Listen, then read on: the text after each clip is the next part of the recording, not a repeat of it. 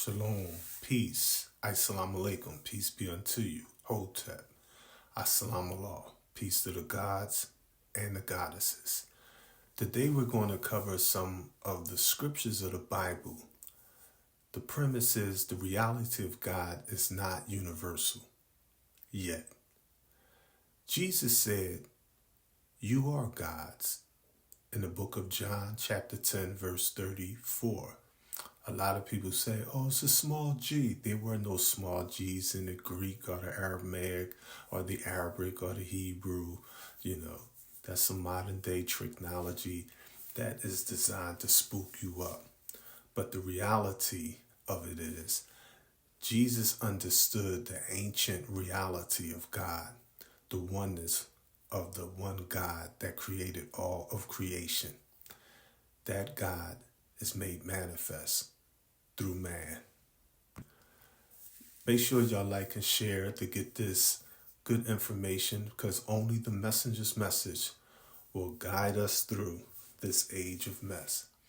Now, I don't want y'all to get confused when we talk about the Bible. There are hundreds of different Bibles, hundreds of different translations and transliterations of the Bible.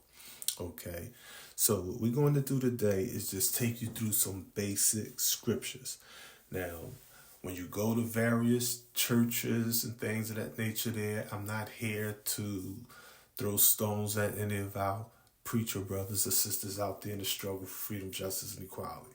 But we do want you to understand the Bible, understand the original purpose, the original intent of the scriptures that was written by the original people, who is the God. There is no mystery God. That is our premise. It teaches us in the book of Psalms, chapter 82, verse 6, "I have said, you are gods, and all of you are children of the Most High." Now, this scripture is going to be used by a man known as Jesus. Now, when we say Jesus, we're going to get into it. I understand that that's not his original name. There are a lot of white pictures and black pictures of Jesus. I want you to know all of the white pictures of Jesus you ever seen is false. Now, all of the black pictures of Jesus you have ever seen are also false.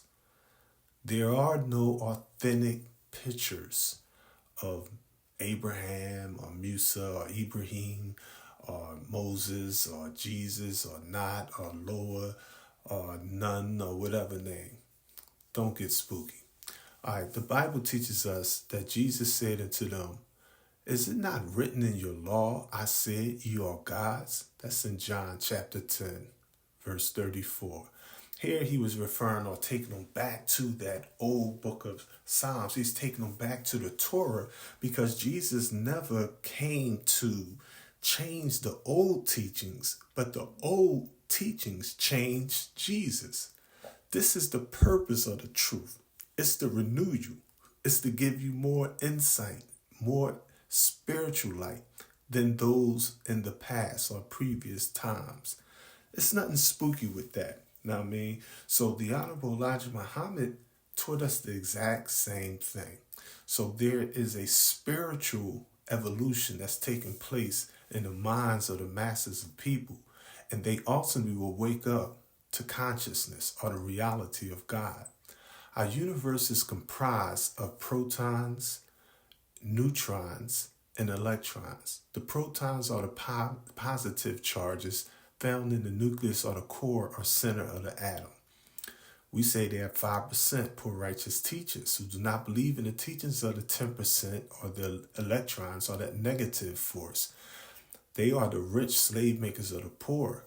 Not that all people that are wealthy are evil, nor are all the people that's poor righteous.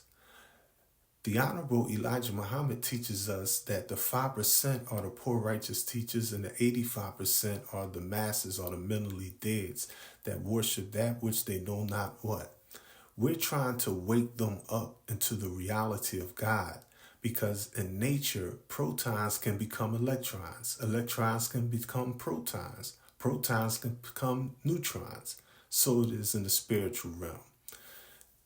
In the scriptures, it says in the book of Matthew, chapter 15, verse number 24, the following.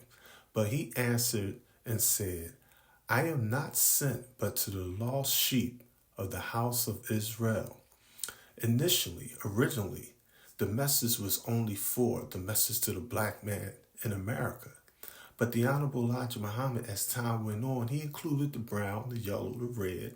And in his last book, Our Savior Has Arrived in 1974, he included the whites. He didn't change their nature because you can't change the nature. But he explained in a chapter titled that there are a few white people who are Muslims by faith, not by nature. He explained that good done by anyone has its reward. So he went into that spiritual science. So he was a balanced man. Okay. There was nothing ignorant about the Honorable Elijah Muhammad. The book of Mark, chapter 16, verse 15, doesn't change Jesus' original teachings that he was sent only into the Hebrews or the lost sheep or the house of Israel, but it expands his mission near the end. So in the end, he told his ministers or his disciples, he said in Mark 16, verse 15, and he said unto them, go ye into all the world and preach the gospel to every creature. So eventually, we want to wake the whole world up to the reality of God. The original man is the Asiatic black man, the maker, the owner, the cream of the planet Earth, God of the universe. It is a universal teaching. We have to wake you up to the reality in Buddhism, Hinduism, Orthodox Islam, Christianity, Catholic. Even the atheists have to wake up to the reality that the black man is God.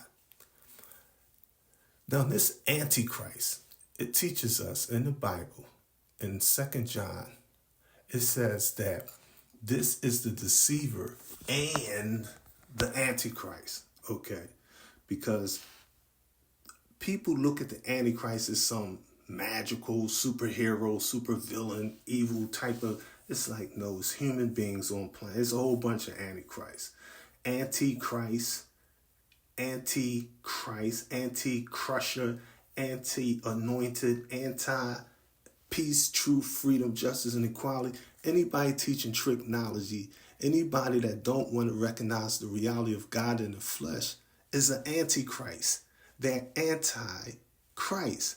Christianity, anity is Latin, ianus, belonging to, or representative of, we say Christianity. And we want to make a distinction between spiritual sciences and organized religions. Organized religions spook the stuff up. Re means to go back to, ligare means bondage, to tie down or fasten. The book of Revelations teaches us in chapter 10, verses 6 and 7, there will be no more delay. But in the days when the seventh angel is about to sound his trumpet, the mystery of God will be accomplished, just as he announced to his servants, the Nabi, or the prophets. There is no mystery God that's going to come and do anything. The gods and the devils, heaven and hell, is right here on the face of the planet that we call Earth. It's up to us to change our hearts or minds to the positive, to the consciousness, to get away from all this materialistic nonsense and understand that there's a deeper purpose to life. There's a more universal purpose to our living universe if we wake up and accept it. I leave you with this quote from the Messenger in the Divine Sayings of Messenger Elijah Muhammad, volumes 1 through 3. He explained to us, what Allah has revealed to me is a base for building a universal knowledge. It has not become universal, or we would not be preaching. It is to become universal, meaning in the future, that concept of the reality of God, when the world will really realize that the Holy Quran or Bible is written by the original people who is the God. There is no mystery God. There never was and there never will be. The struggle continues. I'm your brother in the struggle, Brother Minister Ali. Salam Allah. Peace to the gods. Peace to the goddesses. Many Christians today refer to him as Jesus. People in antiquity may use Hebrew or Horus. The Greeks use Jesus. The Aramaic or Hebrew version would be Yeshua, or the Arabic or the Arabic would be Isa or Isa. But when we speak about this man that we call Jesus, God, we're talking about Jesus. The G is us. Wake up.